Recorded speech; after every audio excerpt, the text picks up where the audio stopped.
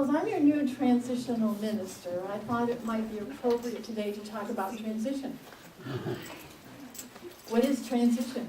I think we all know what that is because we've all been through transitions in our lives, right? You know, many, many times. Sometimes big changes happen in our lives, sometimes little changes, and we live in cycles. It's a natural phenomenon. In fact, it's very much part of our nature and our nature in our whole world. We live in cycles and we just move through those cycles. Sometimes we embrace them and sometimes we resist them. I know many people that are resisting the change in the weather cycles right now. You know? So sometimes we move with those cycles and sometimes we don't. But change is inevitable. It's going to happen whether we embrace it, resist it, like it, or dislike it. Change is part of what we live with all the time. So when a new cycle begins, sometimes if we're resisting, we might miss the fact that maybe there are infinite possibilities that lie before us.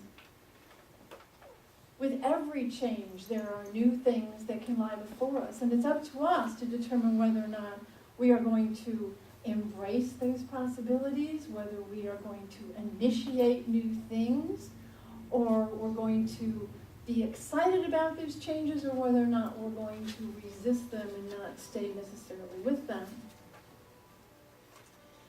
Change is always an exciting time, and yet it can be scary, and it can also be sad.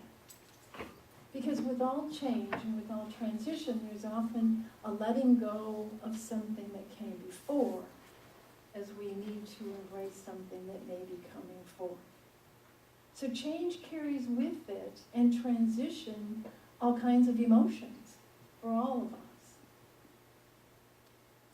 I'd like to share a story with you about twin boys. Okay?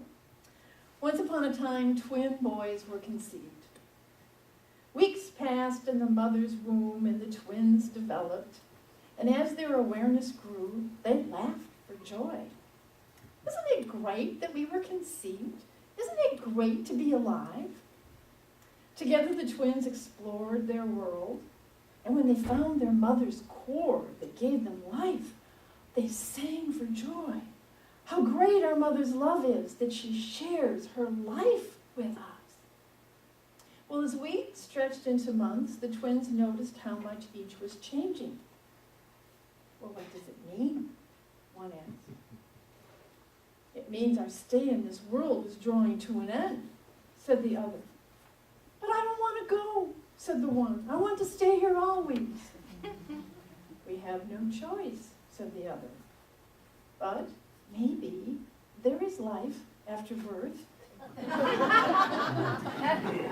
But how can there be? Responded one. We will shed our life cord, and how can life be possible without it? Besides, we have seen evidence that there have been others here before us, and none of them has returned to tell us that there is life after birth. No, this is the end. Maybe there's no mother at all. But there has to be, protested the other. How else did we get here? How do we remain alive? Well, have you ever seen the mother? Said one. Maybe she only lives in our minds. Maybe we made her up because the idea makes us feel good. So the last days in the womb were filled with deep questioning and fear. Finally, the moment of birth arrived, and when the twins had passed from their world, they opened their eyes and they cried for joy, for what they saw exceeded their most wildest dreams and greatest imagination. That is birth, and that is also death. That is the Alpha and the Omega. So just as we leave the womb of our mother, we move about anew in our world. And so we move from being an infant until we become a toddler. And with each stage along the way, there are changes. And we give up something, we transition from one way of being to a new way of being. And the toddler begins to grow into a small child. And then that child is all of a sudden going off into a new realm, going off to school. And there's a transition and moving into that. And there are oftentimes many difficult changes that might happen with that. Some kids are so excited to go to school, and others are petrified.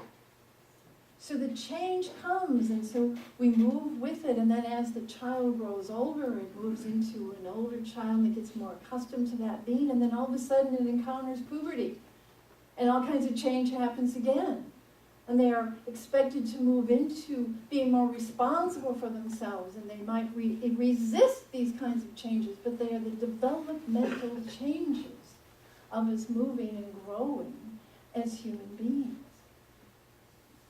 Development is a word that means unfolding, has a root word that means that it unfolds, and so gradually we unfold into more and more of a human being as we grow and expand in that way.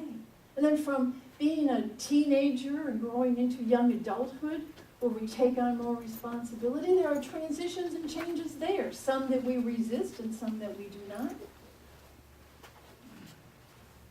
I know many parents who talk about the fact that their kids are still at home and they're 30.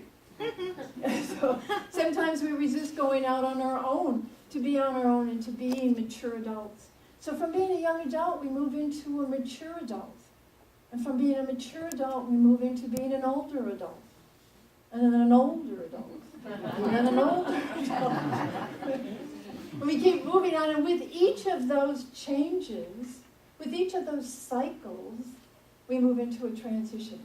Because we let go of some things in order to embrace new things. We might look at our own lives. To what extent have we resisted or embraced the various changes that have happened in our lives? And then at some point, we find that we move on and we approach the end of life. And there's a gradual process then of letting go of the life as we know it and preparing for a journey into the next, into the end of things as we know it, but the beginning of something new. And that is death, and that is birth, the Omega and the Alpha. So life moves in cycles, always. We are constantly moving in cycles. There are cycles within cycles. So there are little cycles that are happening, and there are big cycles that are happening. Change is constant, and when we embrace them, we can move more swiftly with the change. And when we resist them, we need time to accommodate to those changes.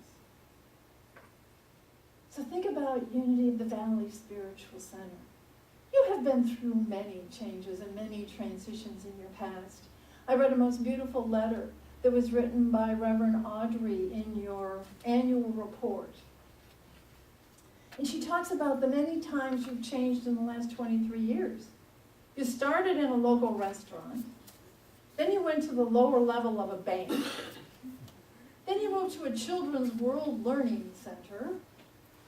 Then the Burnsville City Hall. Then a storefront in Apple Valley. Then office warehouse space. And then on March 2011, you bought this building.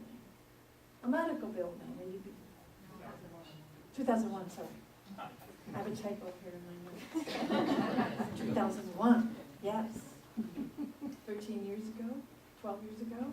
And you started to develop this into the beautiful center that it is.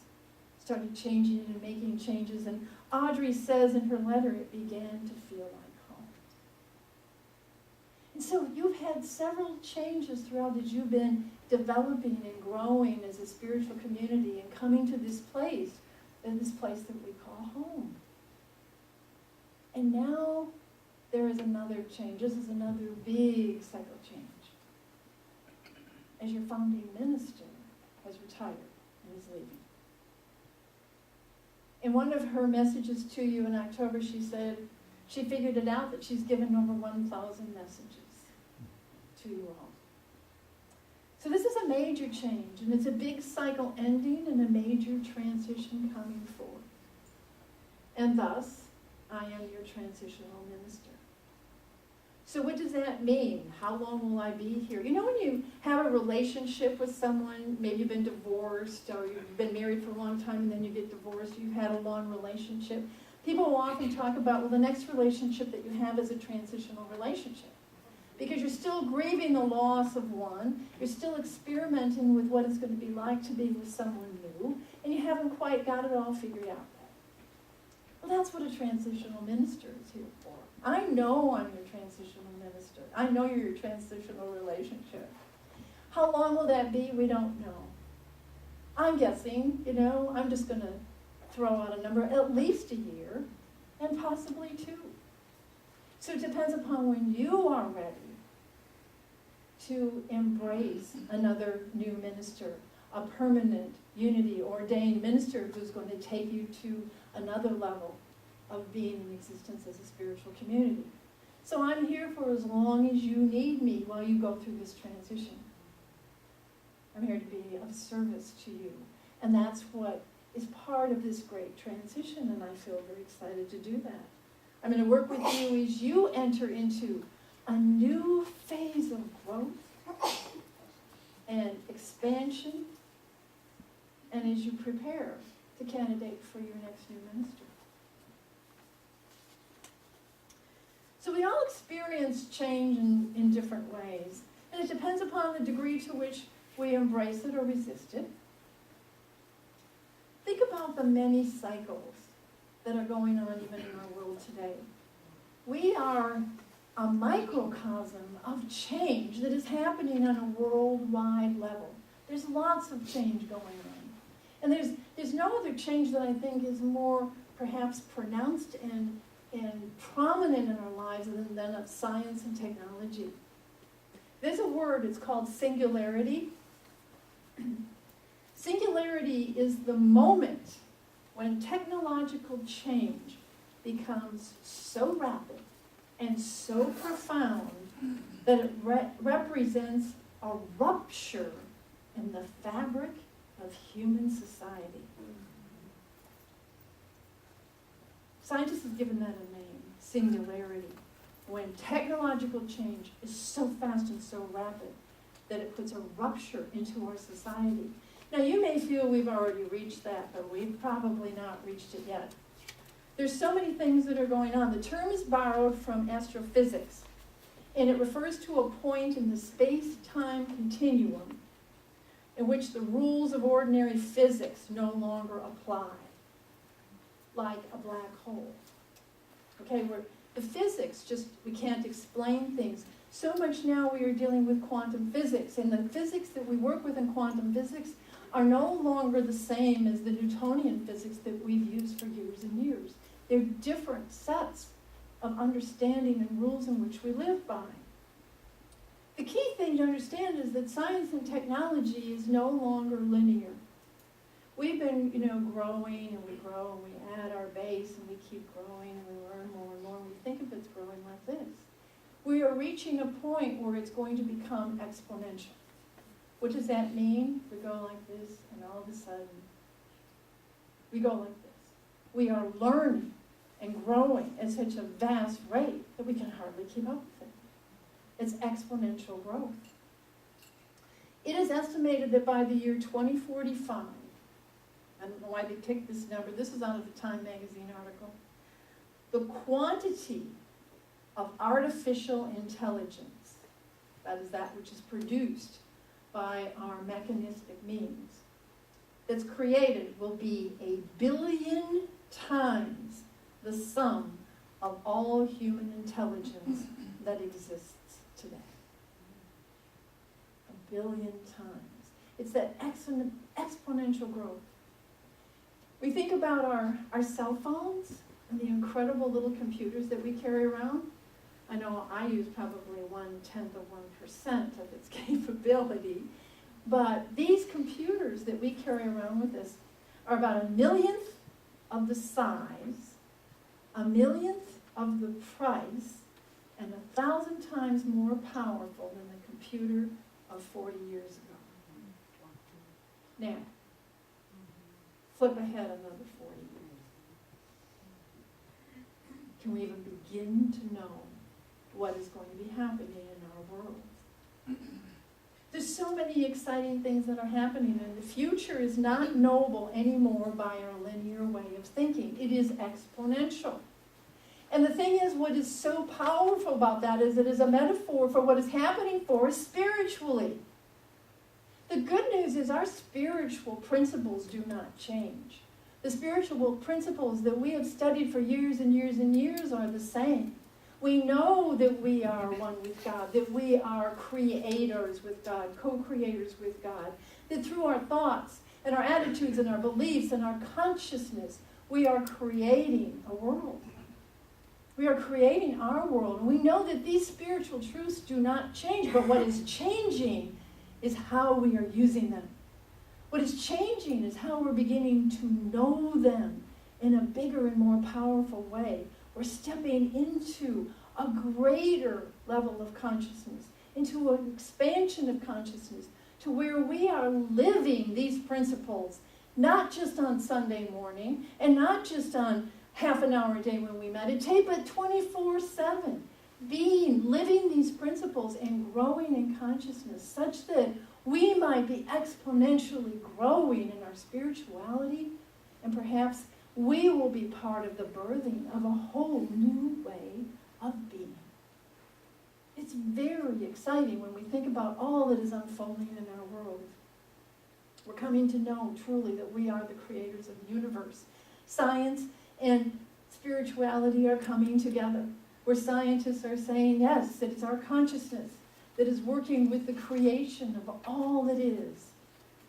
We're coming to know the power of our thoughts and our feelings and our attitudes and our beliefs.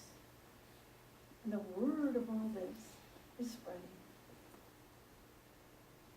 Mystical leaders, new thought leaders, unity leaders are telling us that on a global level, we are all being called to a higher level of consciousness, to step higher, to move forward, to advance our humanity, to find a new way of living so we don't continually repeat the same patterns of our history over and over again, but step into a whole new way of being, a major epic cycle of newness that is coming forth for us to be a part of. Remember, as Jesus said, all that I do, you will do and more. Now is the time. Now is that time. Unity of the Valley Spiritual Center is a microcosm of this macrocosm of change. We are here now experiencing a major cycle for this spiritual community. But we are being called to now expand in our growth, in our consciousness. And as we become more aware of this transition, as we embrace this transition, we're going to be asked to let go of old ways of being. We're going to be asked to let go of the old ways in which things were, and perhaps to step into something new, to have a new vision for the future, to step into whatever we are called to do. You will determine what that is for you. And I'm so excited to be with you as you step into this incredible place of transition, of change. And yes, there's going to be sadness. And so we will grieve together about the letting go of the old. And will we take the time that we need to grieve, and then we will also celebrate in what may come forth, in the newness of what is to come forth, in the vision of what may come forth. It's a powerful, exciting time. Transition. There's a wonderful piece about transition, and it's written by Anonymous. You know, that famous author. It's called The Trapeze. Perhaps you've heard it. Sometimes I feel that my life is a series of trapeze swings. I'm either hanging on to a trapeze bar, swinging along, or for a few moments in my life, I'm hurtling across the space in between trapeze bars. But most of the time, I spend my life hanging on for dear life to the trapeze bar for the moment. It carries me along in a certain steady rate of swing, and I have the feeling, oh, I'm in control of it. But once in a while, as I'm merrily, or not so merrily, swinging along, I look out ahead of me in the distance, and what do I see? Another trapeze bar coming towards me. It's empty. And I know in my place, in my heart, I just know that this new trapeze bar has my name on it. It's my next step. My aliveness coming to get me. And in my heart of hearts, I know that for me to grow, I have to release my grip on the present well-known bar to move on to the new one. I hope, no, I pray that I won't have to grab the new one.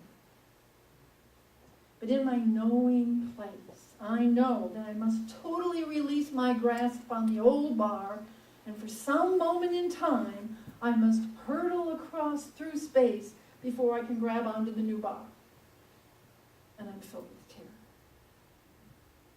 It doesn't matter that in all my previous hurdles across that void of knowing, I've always made it. But each time I'm afraid I will miss, and I'll be crushed on the unseen rocks on the bottom of the chasm between the bars. But I have to do it. Maybe this is the essence of what the mystics call faith.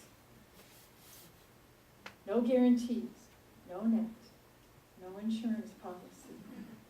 Yet you do it because somehow hanging onto the old bar is no longer right. And so for an eternity that can last a microsecond or 1,000 lifetimes, I soar across the dark void. The past is gone. The future is not here yet. It's called transition.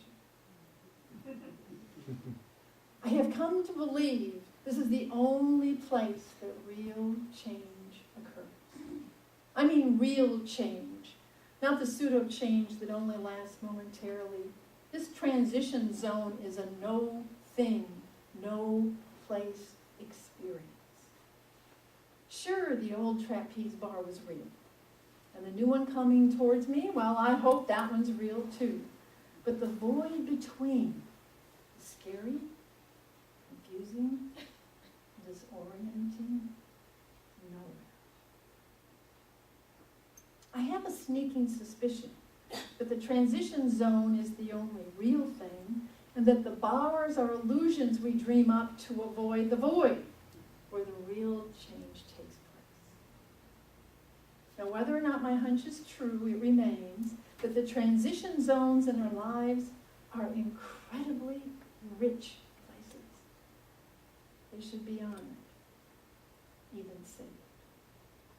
With all the pain, fear, and feelings of being out of control that can accompany transition, they are still the most alive, growth-filled, passionate, expansive moments in our lives. So transforming fear may have nothing to do with making fear go away, but rather giving ourselves permission to hang out in the transition between trapeze bars. Transforming our need to grab that new bar is allowing ourselves to dwell in the only place where change really happens. And it can be terrifying. It can also be enlightening in the true sense of the word. For hurtling through the void, we may just learn how to fly.